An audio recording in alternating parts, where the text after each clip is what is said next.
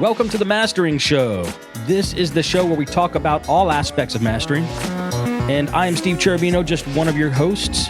Also joining us, the man who brings the knowledge to the show, the master of mastering himself, Ian Shepard. What's up, Ian? Hi, Steve. How you doing? I'm good. I'm doing great. Working hard, trying to stay on top of it. But I think I'll survive. Yeah, well, that's how it is. Yeah. We had a choice of shows to pick from today, but we decided on a topic that we thought would just fit right in, I think, to where we are in the sequence of things. And we're going to be talking about acoustic treatment today. And I'm very keen to speak like an Englishman. I'm very keen to hear about this subject. So what do you think, Ian? Yeah, absolutely. I want to say, anybody who's listening, don't skip. Just because we said acoustic treatment, do not think that this is not an important episode or you shouldn't be listening to this. I mean, acoustic treatment, I would say, is probably the single biggest change that you can make that will improve everything you do in terms of recording, mixing, and mastering. If you don't have any acoustic treatment, adding some to your room is going to make a massive difference to everything you do. If you do have some, then adding some more is also going to help. So, even if you have some, you may not have the kind that I would necessarily recommend. You may not have the most effective or the most cost-effective type of acoustic treatment. So, yeah, hang in there because it's going to be worth it. Here's the problem with acoustic treatment. It's dull. It's dull. It doesn't blink. There's no knobs on it. Yeah, there's no flashing lights. It's not electric. You don't have to plug it in. And half the time you have to build stuff yourself or buy something that's very expensive. So I understand why people don't like it. It's not sexy. But it could, you could save a lot of money actually by, realizing that the monitors you have will do a good job in a treated room rather than go buy something that maybe wasn't the problem in the first place. I think that's absolutely right. If you compare, you could easily spend as much as a new pair of monitors on acoustic treatment if you're not building it yourself. But the difference is you could spend that money on a new pair of monitors and not benefit from the upgrade if you don't have that treatment in place beforehand. Right. Just to kind of give people an example of how serious I am about this, I've mentioned before, I'm recording this in my home studio that I set up a couple of years ago now. And it's the only room that I had available, right? We don't have kind of this mansion with other rooms lying unused. I'm not some kind of landed gentry in England here. So it was the garage. And it is what it is. It's too small to put extra kind of do that building a room within a room thing. It's kind of long and thin as opposed to a nice proportion, which is not such a big deal. But, I didn't feel it would have made it too small to have actually put in an extra wall at the back to make it a better proportion. I thought it was better to have the extra space than, and the point of all this is, first time I put the speakers in when I didn't have I had ordered the acoustic treatment. I'd talked to people about what I wanted. I knew it was coming, but I couldn't wait. The room, as soon as the paint was drying, I was moving stuff in here. Right. And when I first put the music on, I was horrified. I was just like, oh crap. You thought you made a mistake choosing that room? I thought I'd made a mistake, because even though I did it on a budget, I was still spending thousands of pounds on the work done to convert it from being a garage into being a room that you could use, because it has to come up to the building regulations and all the rest of it. And I just thought, I've just blown that money.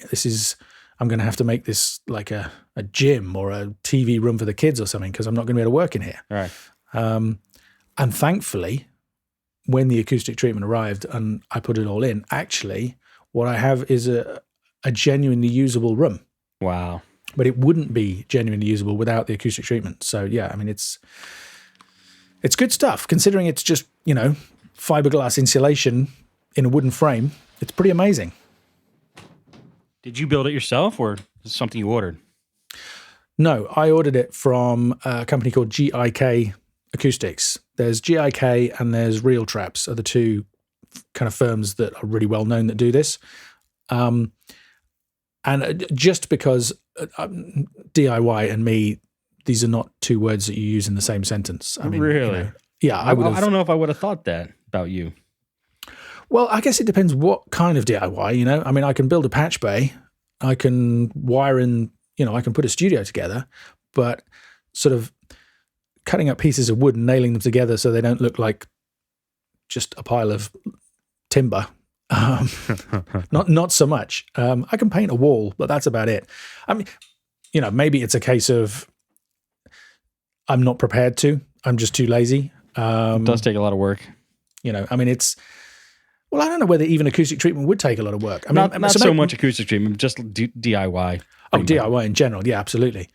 I just saw a thing recently where there's some internet firm. It was an advert on the Tube in London, where basically you call them up and somebody comes around and does your DIY for you.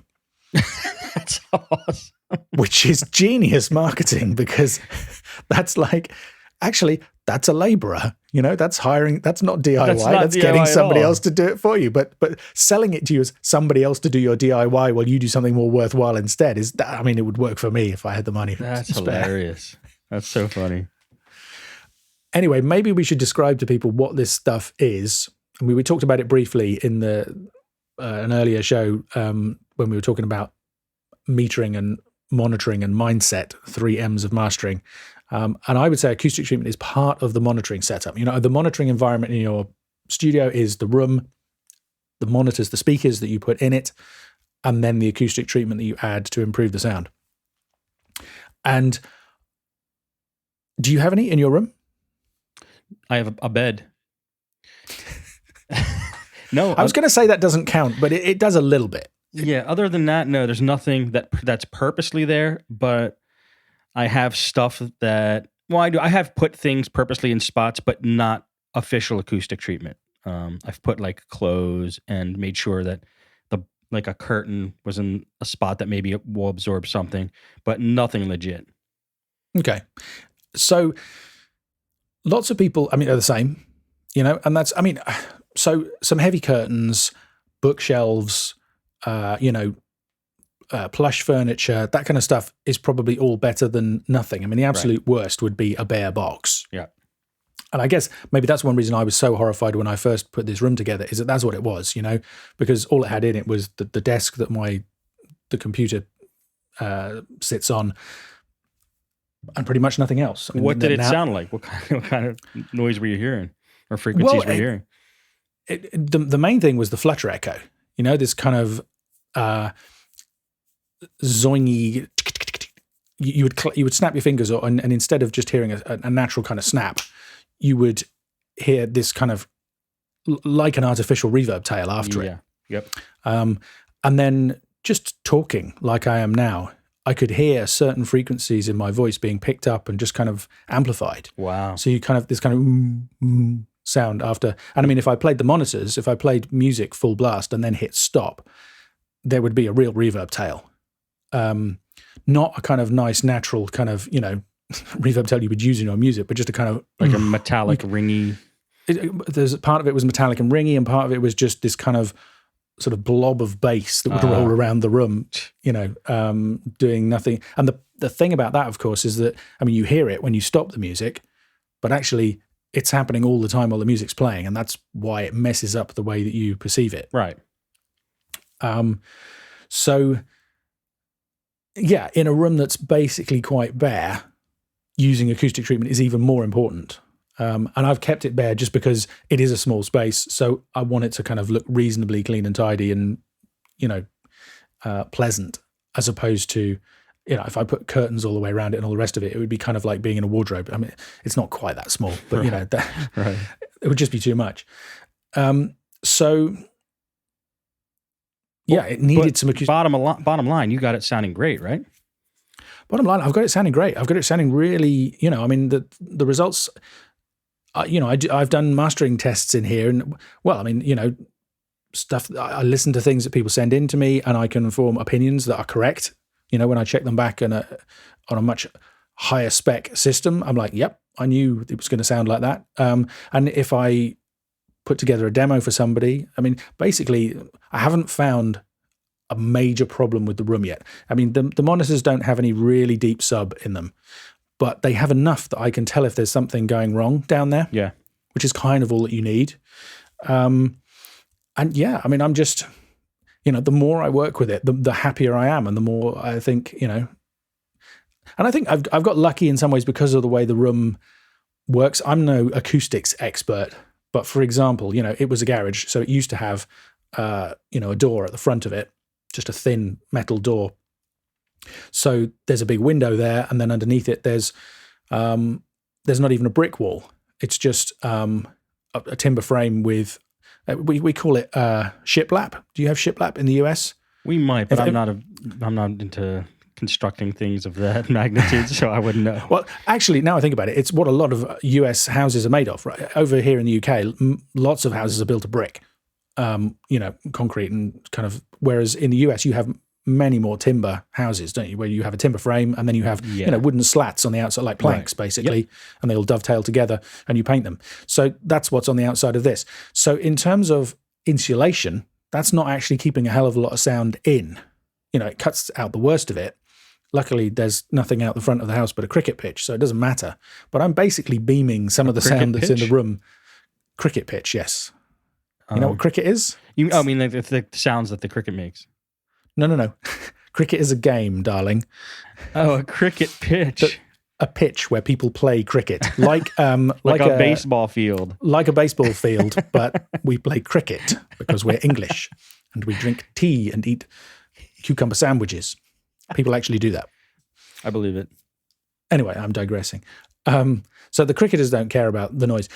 And it's actually a good thing that it doesn't, because here's one of the things. If you actually build a room that has proper sound insulation, as opposed to acoustic treatment, right, where it stops the sound getting out, right?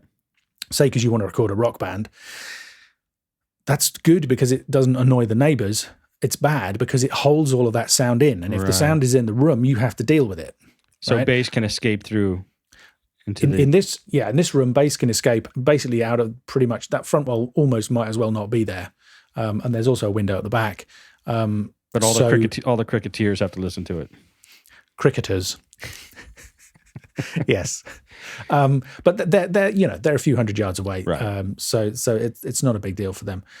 But I think probably that's a good thing for me in terms of the room because there's less that has to be dealt with. I see. Using acoustic treatment. Whereas if everything was held in this box, right, then it would all have to be managed in some way. And for soundproof, a lot of people do get the two terms confused, like soundproofing a room or, putting up acoustic treatment. For soundproofing, correct me if I'm wrong, you really want to get dense. Like the more density you have in an object, the more soundproof it can be. Is that the key to basically soundproofing something? Density? That's part of it. Okay. The other part of it, there's density, there's changes of density. So like having a layer of air in between two walls. Exactly. I was going to say the ultimate of that is an air gap. So ideally, you want, let's say the outer wall is brick. Onto that, you want to put some fiberglass insulation, which is the same stuff we're going to talk about using in the acoustic treatment. And it's the stuff that people, you use it for thermal insulation. It goes inside drywall, inside studwork walls. So you put some of that directly onto the brick. So you've got brick, then some of that. Then you have an air gap. Then you have another layer of the fiberglass insulation. And then you have the plasterboard. What do you call plasterboard over there? It's drywall. Yeah, drywall. The panels that you put up. Mm-hmm. And there's a few different things you can use. You can use the ones that are kind of plaster based, and that you can buy panels that are wood based. If you do that, they want to be, like you say, dense.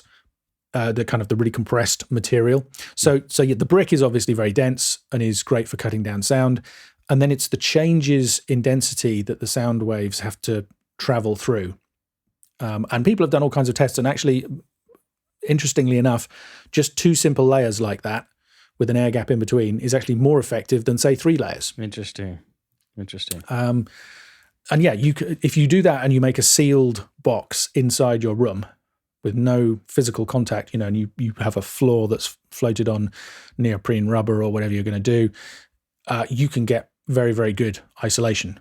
And if you do that, you're going to have to use a lot of acoustic treatment to cope with all the problems that it causes you inside.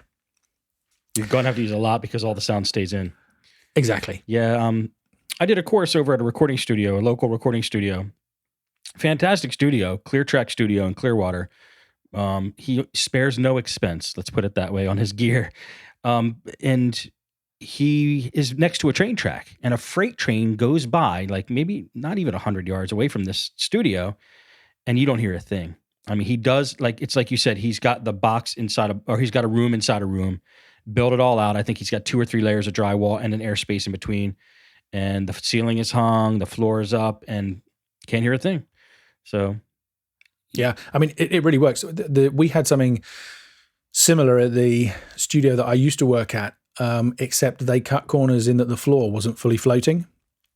I think they had I don't know what they had underneath, but yeah, so it was completely insulated apart from the floor, and you had this weird thing where, because it was inside a warehouse, the studio, right, and if a woman wearing high heels would walk around at the other end of the warehouse, sitting in the room, you would hear this weird kind of ring, zwing, zwing noise, and that was the sound transmission of her heels hitting the floor, coming through the floor. Everything else was blocked out. That's right? crazy. All of the airborne stuff was cut out completely, but it still traveled really effectively through the floor. So, yeah, sound insulation is, to be honest, I think it's a red herring for most people.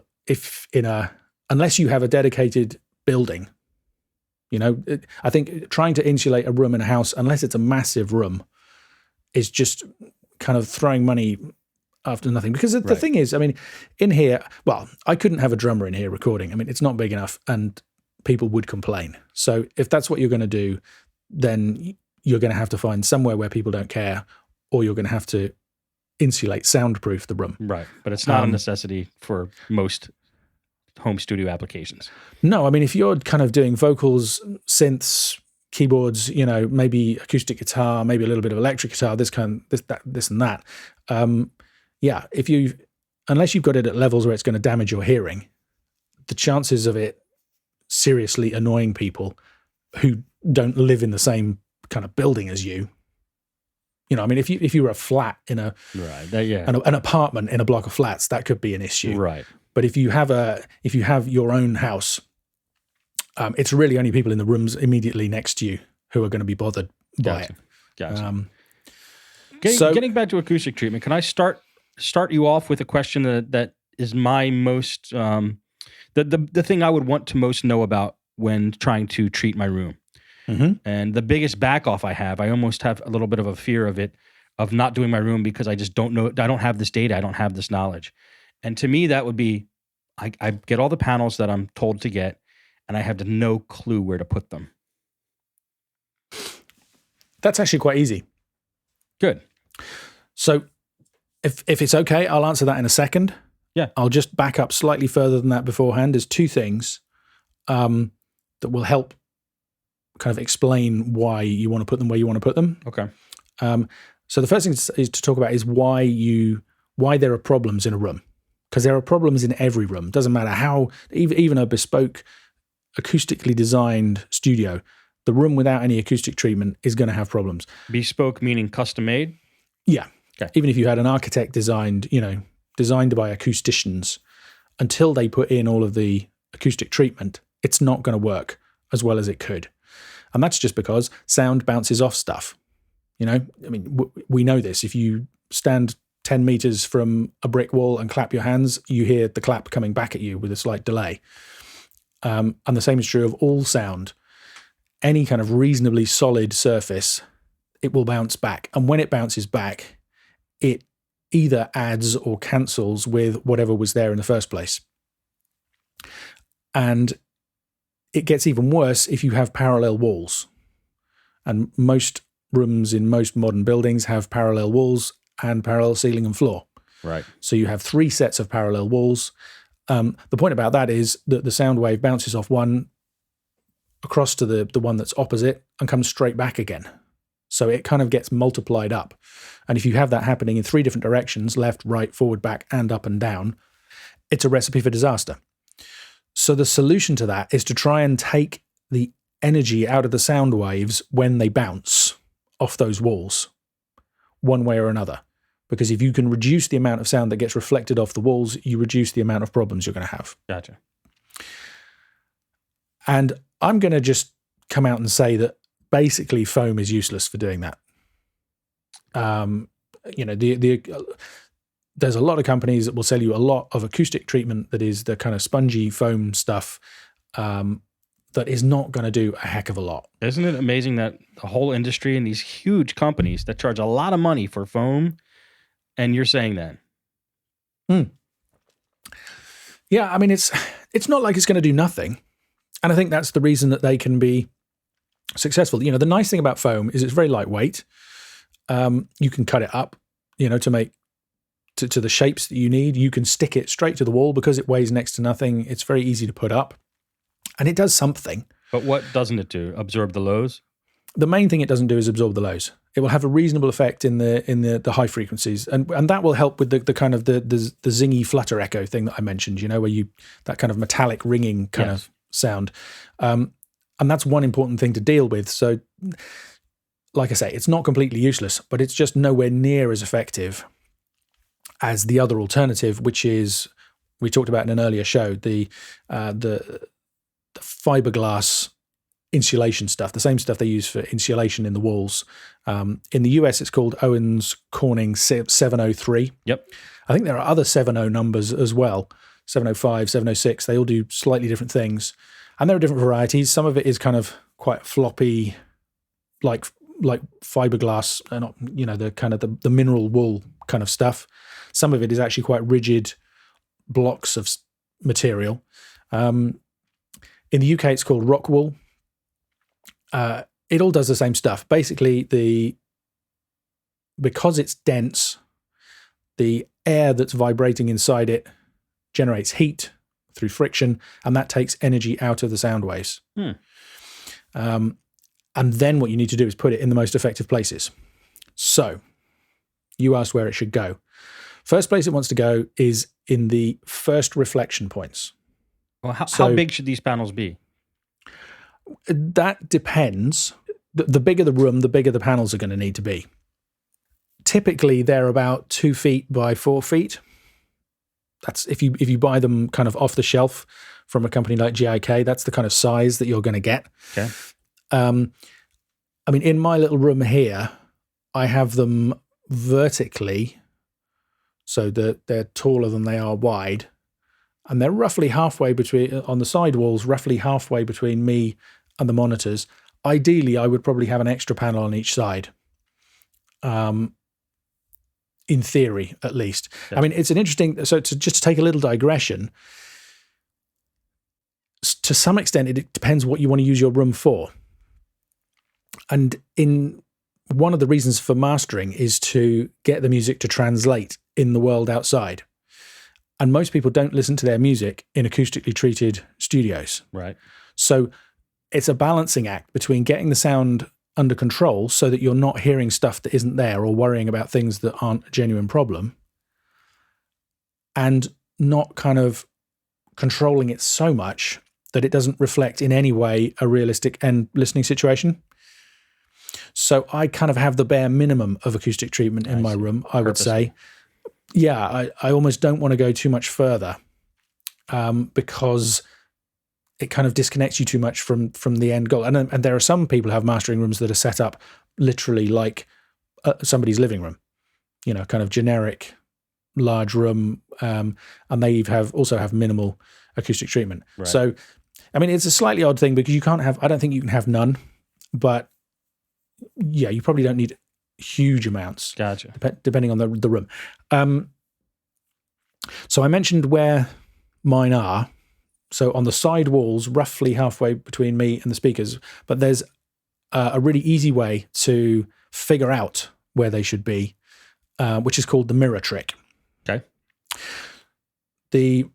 So the trick is you sit at your monitoring position with your speakers in the position where you want them to be, and then you get somebody friendly to hold a mirror up on the side walls and move it around until you can see in it the reflection of one of the monitors. And that is where the middle of the acoustic panel should go. That's such a easy but effective idea. Yeah, basically it's because sound bounces off in exactly the same way that light does, right? Yep. So wherever a light wave goes, a sound wave is going to go. And that's what's called the first reflection point. That's the, I guess in an ideal world, if you wanted to cut the room out of the equation altogether, I mean, you would use headphones, right? They're right on your ears. The sound comes directly from the loudspeaker or the speaker into your ear. Yep. If you are not going to do that and you have speakers in a room, I don't know whether in an ideal situation, but theoretically, if you wanted to hear only what the speakers are doing and not have the room color the sound in any way at all, you would only want to hear the direct sound from the speaker. The sound radiates out from the speaker in all directions at once to a greater or lesser extent. And the place that it bounces off first and reaches your ear first is where the mirror trick tells you to put the panel, and that's called the first reflection point because it's the first reflection to reach your ear after the sound from the speakers. And as a rule of thumb, the sooner the reflections reach your ear after the direct sound from the speakers, the more of a problem they're going to be. Interesting. So reflections off the back wall are going to take a lot longer to reach your ears because instead of just bouncing off the side wall and straight to your ear, they go right to the back of the room and then come back again. They're probably going to be less of an issue than the ones in the first reflection points. Are these also called early reflection points? Yeah, the early reflections is the idea of, well, exactly that. They're reflections that arrive early as opposed to late, which might come from other parts of the room or further back. Gotcha. So you've got one on either side. Remember, when you're using the mirror trick, you need to take note of two positions. One is where you can see the left monitor reflected, and one is where you can see the right monitor reflected, because the sound bounces off from the speaker to the wall that's nearest it, and it also bounces off the wall on the other side of the room from where the speaker is. I see. Does that make sense? Yep. And what I found, my panels are in the position where basically one edge of them reflects one monitor and the other edge reflects the other monitor. So you can kind of get both of them in one shot. I've just managed to catch, both of them with one panel. And that's why I say, in theory, it would be better if I had a slightly larger panel on each side. But I'm not. I tried rotating them so they were horizontal. Yeah. And listened to them that way, and actually started to feel less comfortable. I kind of started to notice then that there was more reflections coming from the back of the room than from the side. Wow. I just kind of had this sense of this kind of stuff echoing around behind me, and it feels more balanced as I have it currently. I see. There's one more early reflection point. Well, there are two actually. One of them's on the floor, but typically we don't need to worry about it, partly because our ears are used to reflections coming off the floor and are really good at tuning them out. Huh. And partly because it's a really inconvenient place to put an acoustic panel. The other place is above your head.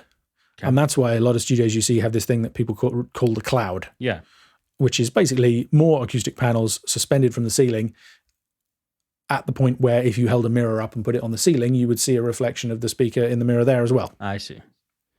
These panels, do they sit off of the wall or are they up against the wall? That depends.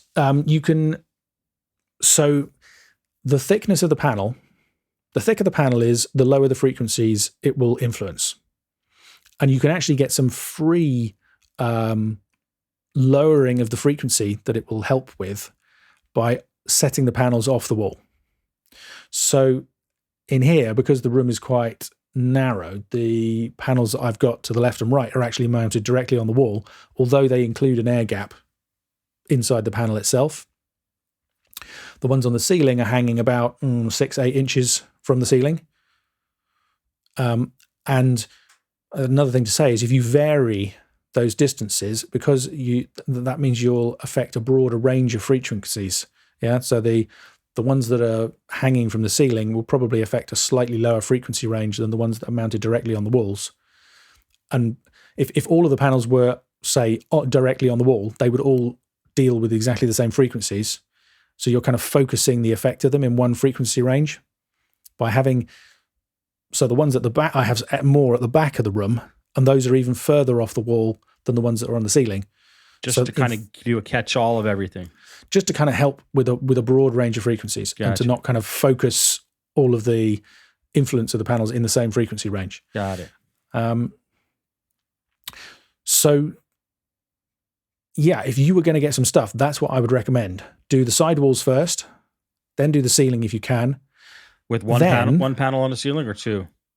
I have two. I mean, it depends, again, if you just imagine you want to cover enough area to prevent reflections from both speakers, chances are a single panel in the middle probably won't be big enough. So I have two kind of making a square shape. So we're up to 4 panels to be bought. Or made. Or made. And the back, is that a necessity? I wouldn't say that's a necessity. This is interesting because actually GIK spotted that I was going to be posting some videos about making this room. Yeah. And they reached out to me and offered to, they offered me free advice, which they offer to anybody anyway. They're really good about that. But they also very kindly if they were smart, they would give you the panels. They gave me some of the panels. Okay. They gave me the panels for the rear because I went to them with an original budget, which covered so there's something else we haven't talked about. I would say more important than the rear panels is an extra pair of panels to go in the corners behind the speakers, behind the monitors. So you can mount them diagonally so they make a triangle with the corner of the room. Okay. The advantage of that is, firstly, corners are where a huge amount of the reflections kind of focus because you have 3 surfaces all reflecting in a close area. So you tend to get bass build-up in the corners of the rooms, which means that if you put an acoustic panel there that's absorbing some of that bass, you can take a lot of that bass energy out. And actually, I should quickly pause and say that I'm talking about taking bass out. Don't think that that's going to make you hear less bass in the room. The most common effect of all of this, most rooms will have a null, which means a place where the sound cancels out, pretty much where the monitoring position is, close to the middle of the room. Okay. And in the kind of rooms that most of us have available at home, that tends to be in the kind of 70, 100 hertz kind of region, which is obviously one of the most critical regions for getting the bass right. So if your room lacks bass at the monitoring position in those areas, you're going to be tempted to keep piling bass in and you're going to end up with boomy, thick mixes. If you put panels in on the walls and in the corners, you're taking some of that bass energy out before it can get reflected back into the room and cause that problem. I see. So you actually end up hearing more bass in the room. Good. And it's much more balanced and natural. So yeah, by putting the panels, again, in theory, the suggestion would be that you have, that would be 8 panels. So you could cover the corners floor to ceiling. Does that make sense what I'm saying? So diagonally across, yeah, to kind of cut the corners of the room off? Yeah, but my next question was, do you go floor to ceiling or do you put it at monitor level? Well, here I've done it on the floor level because I have a window that goes wider. So, partly that and partly because I couldn't afford any more. In theory, if you go to GIK and ask them what the ideal is, they would say floor to ceiling, front and back, because that's going to take a huge amount of energy out of the reflections in the room and just generally improve stuff. I thought bass traps were meant for the corners like that. Okay, well, so this is where you start getting into terminology issues, because lots of people call these things that we're talking about, these panels of the fiberglass wool, bass traps. Ah. They're not. They're broadband absorbers. A bass trap is often something designed to specifically deal with a particular frequency. So you might well have somebody come in and measure the room and go, oh, you have a problem at, say, 63 hertz. I'm going to build something that's going to help you fix that. And quite often a bass trap in that sense will be tuned to a particular frequency. Wow. Now, I'm not an expert on this stuff, so I can't tell you whether that would be better or worse overall. But I do know that putting broadband absorption in the corners is a great start. Okay. I think probably almost always if you had an acoustician come into your room and measure stuff and say what's going to be even better than what you have, you would expect to get better results. But my experience is that putting these broadband absorbers, which some people call bass traps, which may be where the confusion comes from, in the corners of the room. I thought bass traps were more like a triangle, very thick, like thicker than your acoustic panel that goes in the corner, sits in there at an angle, or the triangle basically lets it sit flush against the walls. Okay, so here's the interesting thing. That's actually what I have. Okay. You don't necessarily need that. Because basically the rule of thumb is the more depth of acoustic of the Rockwell, the Owens Corning 703 stuff you have, the more energy you're going to take out, right? Because the more thickness of air trapped inside the mineral wool, the sound waves have to get through. So the more heat that gets generated, the more energy gets taken out, the more effective they are. Right. So yeah, in theory, having a solid triangle, which is still a broadband absorber, but people often call them bass traps, in the corners is more effective. And that is what I have. But testing shows that actually putting a panel across the corner with an air gap behind is almost as effective. Oh, cool. So you can potentially save a little bit of money by doing it that way. They're kind of more of a pain to mount. Yeah. Because you've got to, I mean, the nice thing about these kind of panels is they can just hang on picture hooks on the wall, and you have a bracket that suspends them from the ceiling. The triangle ones you can just put in the corner, and then you can stack them on top of each other. So they're really convenient. That's another reason. And they don't make your room smaller, basically, by as much as a panel. Well, I mean, it depends. I guess, no, maybe not, because the kind of the size of them that faces you is the same size as the panels. And since it sits flush into the corner, yeah, you gain a few inches. They're not quite as oppressive. But if you wanted to build them yourself and save some money, you could just put flat panels across. Gotcha. That's a great idea. Didn't know that. And another reason that that's effective is that you think about it, the gap behind something that goes across the corner is actually changing. Yeah. You've got the deepest gap between the panel and the actual corner. And then as the walls come out and meet the edges of the panel, you've got a variable gap in between. So again, you're going to, that kind of treatment is going to absorb a broader range of frequencies. And would you recommend putting them at monitor level? I think so, because I think, seems to me, this is my opinion, not, I could be wrong about this, but it seems to me that, like, for example, my speakers are kind of just below ear height over in the corners of the room. The sound is going to radiate out the back of the box. Right. That's part of the problem, and especially the lower frequencies. So having the absorbing panels just behind them is going to catch presumably the most of that sound the soonest. Got it. Which is basically your goal. Take as much energy out of the sound as quickly as you can. Makes sense. So you've got 4 panels for the early reflection points, left, right, and above. Yep. You've got something in the corners behind the monitors. Yep. And then the nice thing is that GIK, I wasn't originally going to be able to afford to have panels at the rear of the room, but they felt that they would be beneficial to me. So they supplied those to me. And I was able to do a test. I started out without them there, and then I put them in. And they helped. Huh. The interesting thing is, so there are 2 types that GIK do. There's the straight acoustic panels, and then there are ones that have actually a wooden slat in the front of the panel, so that you get a certain amount of diffusion. If anybody's seen those, you can get acoustic treatment things that kind of look like, they call them skyline diffusers. They because they look a bit like the skyline of a city. Right. They kind of look like lots of skyscrapers, different kind of blocks of varying heights coming out of them. Yeah. Those aren't absorption panels, they're diffusers. So they stop a straight reflection off the wall, and they just scatter the sound in all kinds of almost random directions, and break up the sound waves that way. Okay. These panels that GIK do that have some kind of diffusion built in, they're not as effective as a skyline diffuser, but they diffuse the sound to a certain extent. And so the interesting thing was, for me, the biggest difference I noticed by putting the panels at the back was actually that the stereo image improved. Oh. Which kind of sounds weird. I mean, it's much more subtle. I would say it's probably, putting the stuff in at the front of the room, like I say, converted it from an unusable space into a usable space. Right. Putting those 2 panels at the back probably gave me another 10% of improvement. Because, as you may have noticed, I'm a perfectionist. I felt that was worthwhile. And actually, if I was doing it again, I would budget to have those rear panels.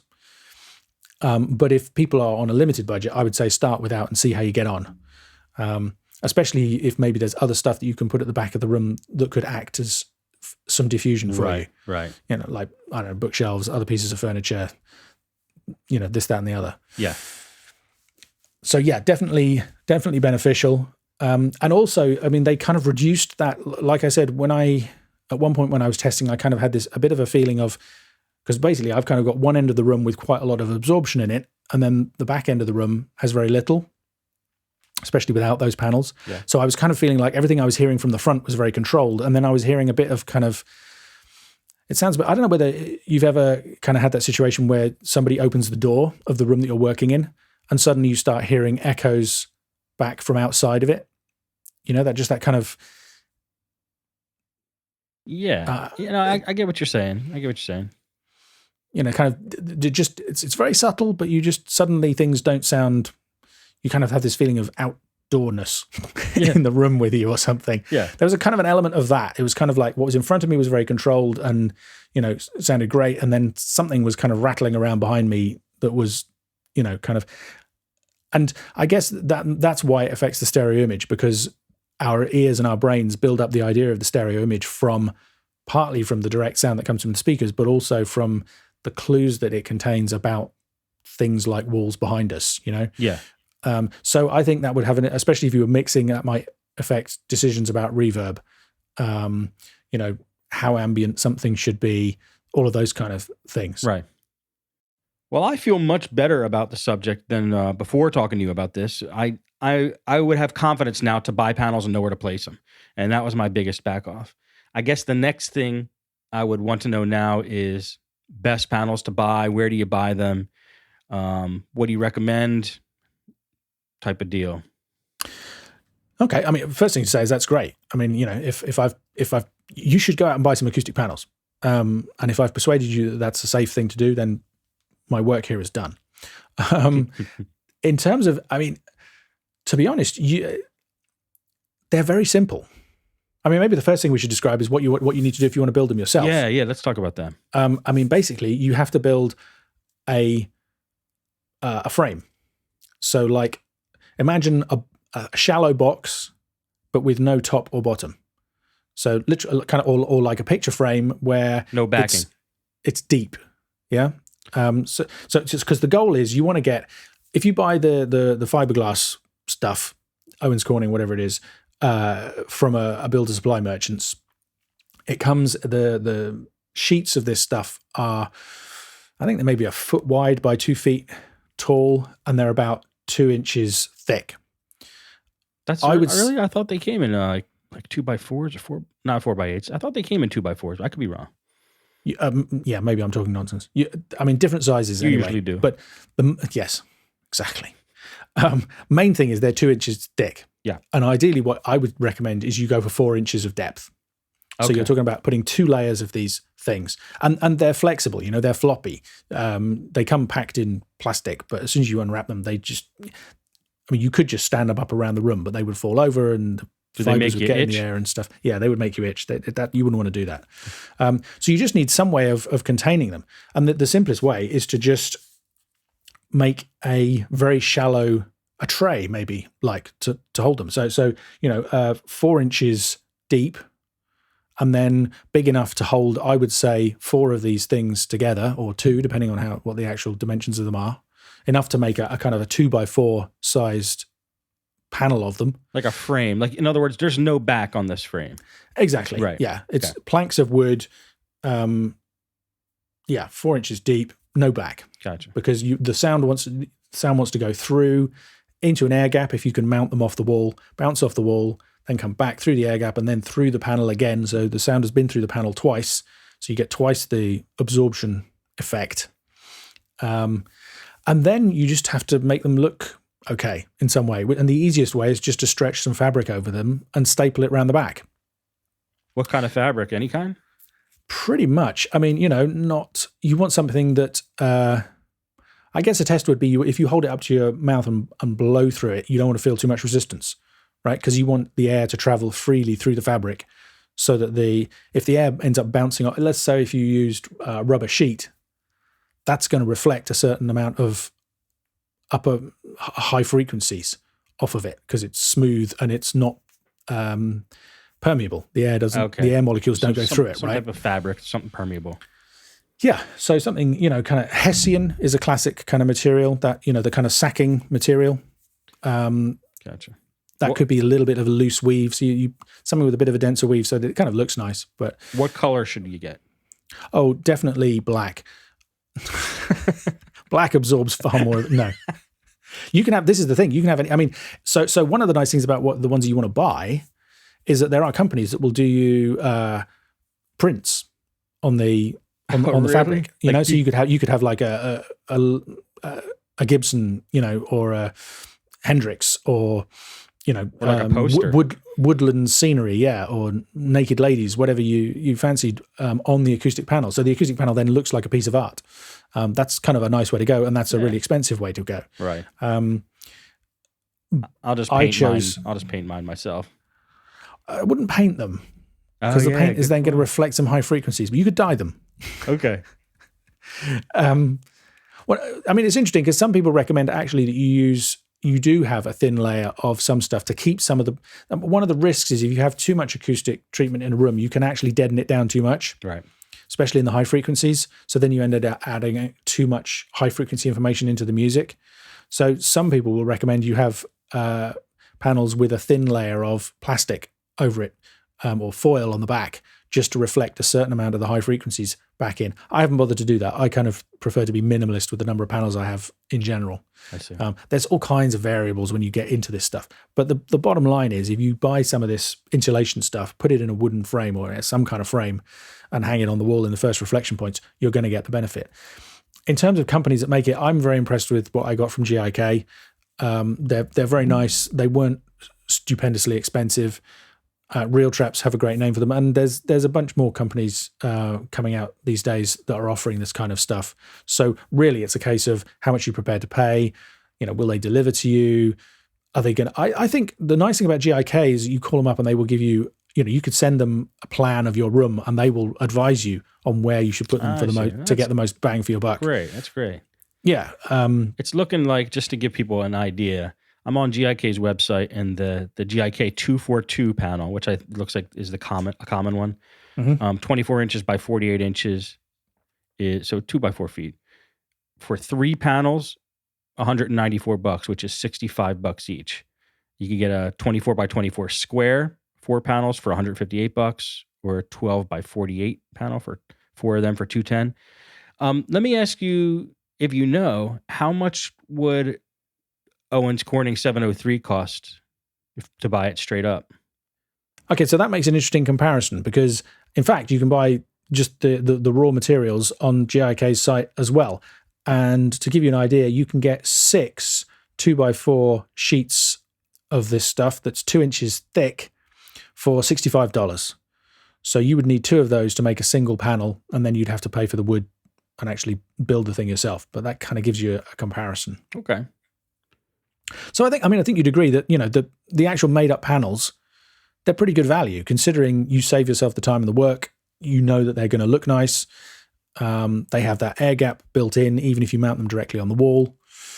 You know, you can get them in different colors of fabric, all that kind of stuff. They're all going to match perfectly if the look of the studio. I think that's a reasonable amount to pay to have somebody make them up for you. But if you are good at DIY and fancy the project, you can make them much more cost effectively.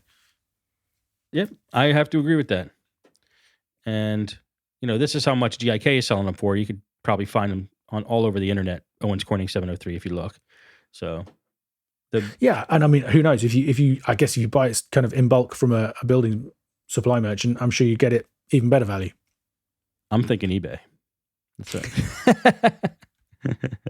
You can report back on that. All right, I'll let you know. Oh no, wait! You're going to go and steal it from the factory that's nearby you, right? I want to go in there so bad. I will. I might start an acoustic treatment company myself if that factory bears fruit. But we'll see one day. Cool, man. Okay, well, this was great. Yeah, I was going to say, is it time for the Maxim? Yes, hit us up with the Maxim. Okay, so the Mastering Maxim this week. This one is going to be a letdown. Okay, the Mastering Maxim is, you must get some acoustic treatment for your room. At first, I would balk at that. After this show, seriously, I feel good about it. So I like it. I like the Maxim. Cool. Do you have anything to add to that? Like, why? Like, that you want to like hammer home? I think I would say that it's not possible to master music in a room that hasn't got the bare minimum of acoustic treatment, especially if it's not, if you're making your own room. I just think, speaking from personal experience, that the stuff that goes wrong when you don't have this stuff and the misinformation you get, if you spent a few $100 or $1,000 or more on your monitors, I reckon you're wasting about half of that if you don't have the acoustic treatment to make sure that you're hearing them to their best advantage. So yeah, I just, it seems to me, well, there's no question you will get more bang for your buck by spending a few $100s on some acoustic panels than you would on buying monitors that are 2, 3, 4 times as expensive. I agree. And it just, it's not interesting, it's not sexy, but you will be amazed. And I keep giving this advice, and every so often somebody actually takes me up on it, and they come back and they go, "Oh my God, thank you. You were so right." It's great. I'm really psyched about it now. I mean, I'm going to build my own. That's what I'm going to do. And I like the fact that I could just design them however I want with colors and stuff. I'm going to have fun with it. So thank you, Ian. I appreciate it. Great. Well, my pleasure. And report back to us. Let us know how you get on. I will. I'm actually planning on moving soon. So this may be a great project for where I move to next. Okay. That sounds good. I mean, one of the good things about panels like these is if you take a little bit of care how you build them, they can be completely portable. None of this stuff has to be built into, I mean, again, if you want to insulate a room, you're talking about building this big timber structure inside the walls and all the rest of it. Acoustic panels, they're lightweight. You can just, they hang from picture hooks on the walls. You can just load them up into a van and move them on to the next place and know that you have a way of making sure that room is going to sound good as well. I'm psyched. I really am. This has been great. Excellent. Well, if you guys like it too, head on over to iTunes and leave us some reviews. I mean, some of you guys have been doing that. We're getting great feedback on the show, so we're really happy you're liking it. Want to shout out to people who have left us reviews. Matthew Carl on iTunes left us a great review. Slave to the Rhythm, the Slayton 22. Thank you guys, and we hope for many more. We really want to hear your feedback. Do you want to tell them where they could contact us, Ian? Yeah, sure. I mean, I'd just like to completely agree with what Steve just said. Thank you guys for leaving, and please leave ratings and reviews. So easy to click that 5-star button. It is. Just a little bit of subliminal suggestion there for you. 5 stars. If you want to find everything else to do with us, head over to themasteringshow.com. You've got all the show notes there. You can see all of the past shows. You can sign up for the email list to make sure you never miss another show, and get notified of any offers or competitions we might be running in future.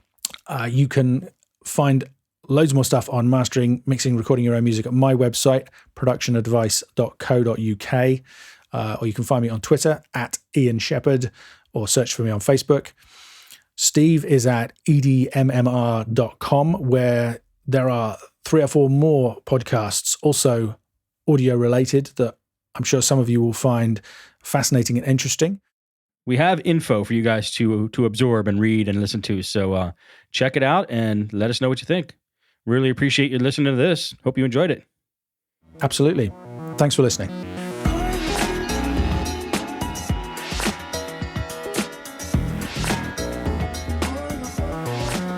Okay. Ask me another question.